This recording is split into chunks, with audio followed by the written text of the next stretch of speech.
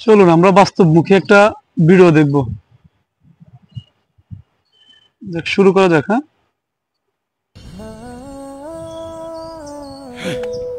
জমির বাড়ানো নিয়ে একটা ভিডিও। আমরা বাস্তব হয় ভাই, এরকম বাস্তব আছে।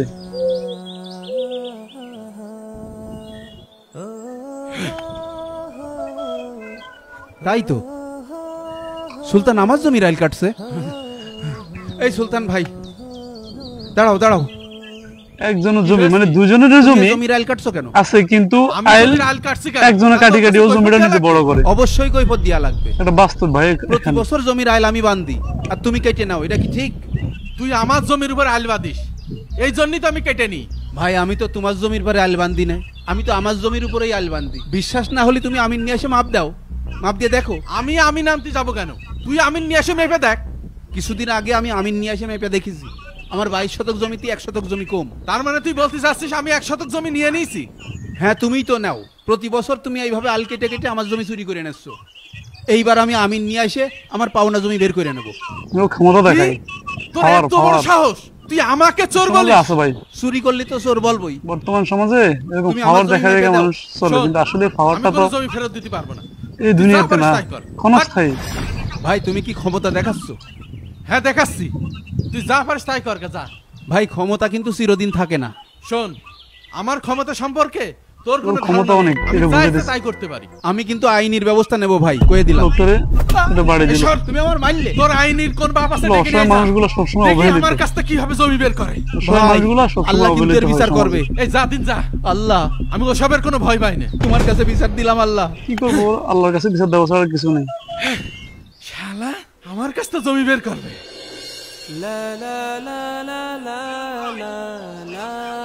সুলাইমান ভাই, ভাই বাসায় আছে? একটা মুরব্বির কাছে আসছে, দেখি মুরব্বি কি বলে।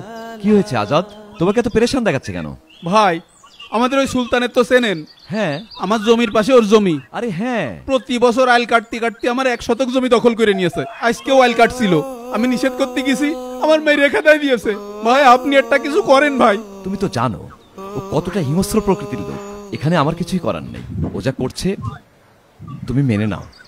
ও ভাই আপনাদের পরে ভরসা করে আসলাম, আপনারা কেউ কিছু করতে না পারলেও আল্লাহ কিন্তু দেখছে, আল্লাহ কিন্তু একদিন ঠিকই আর বিচার করবে।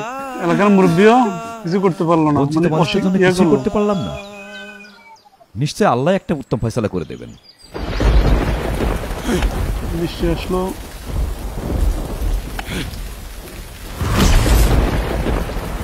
ওই জমি দখলকারী বর্জ্যপাতে মারা গেছে। শোক সংবাদ, শোক সংবাদ। ইসলামপুর গ্রাম নিবাসী মরহুম জলিল মিয়ার বড় ছেলে আজ দুপুর 2 ঘটিকার সময় বজ্রপাতে ইন্তেকাল করেছে। লাশ পর্যন্ত কি হয়? ইন্নালিল্লাহি ওয়া ইন্না ইলাইহি রাজিউন। আশহাদু আল্লা ইলাহা ইল্লাল্লাহ, আশহাদু আল্লা ইলাহা ইল্লাল্লাহ। ওই জমি যার জমি দখল করেছে সে আটক করছে।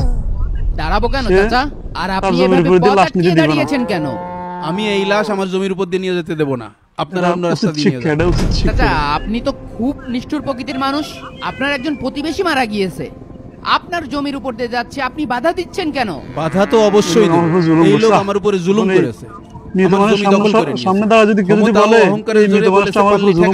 তাই আমি ঠেকাচ্ছি, আর কবর কি অবস্থা হবে দেখাক। হতে পারে ভিডিওটা এটা হচ্ছে অভিনয়, কিন্তু বাস্তব যদি হয়, বাস্তব হয় এরকম। আর এখন সে আপনাকে জমি কিভাবে দিবে? আপনার যদি পাওনা টাকা বা অন্য কিছু থাকে আপনি তার সন্তানের সাথে কথা বলেন। তার সন্তানেরা কেউ আমাকে জমি দিতে চায়নি, তারা বলেছে আব্বা জমি নিয়েছে, আব্বার কাছ থেকে জমি নিয়ে নিতে। হায় রে মানুষ, আপনি পাওনাদার, এখন আপনি বাধা দিলে তো আর আমাদের কিছু করার নেই।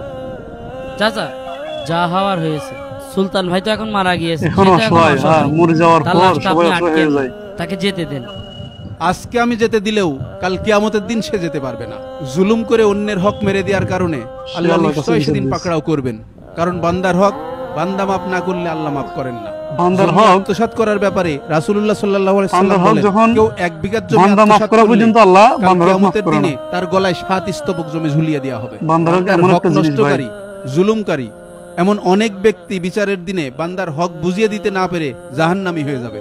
সেদিন কেউ কারোর দোষ ঘাড়ে নিতে চাইবে না, সবাই অন্যের ঘাড়ে চাপিয়ে দিতে চাইবে। তার সন্তানরা আমার জমি ফিরিয়ে দিতে চায়নি, তারা এই জমি ভোগ করবে।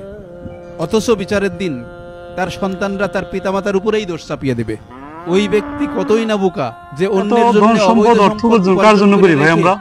বিচারের দিনে ছেলে সন্তান, এই লাশ আটকে রাখা আমার উদ্দেশ্য। স্ত্রী ছেলে সন্তান এগুলো তো ড্রাইভার নেবে না ভাই, কেন আমরা বুঝি না? লাশ কবর দেওয়ার জন্য নিয়ে যান। ভিডিওটা আমার কাছে এত ভালো লাগছে ভাই, আমি আকিব ভাইকে অনেক ধন্যবাদ দিই ভাই, বাস্তব মুখে একটা ভিডিও করার জন্য ভাই।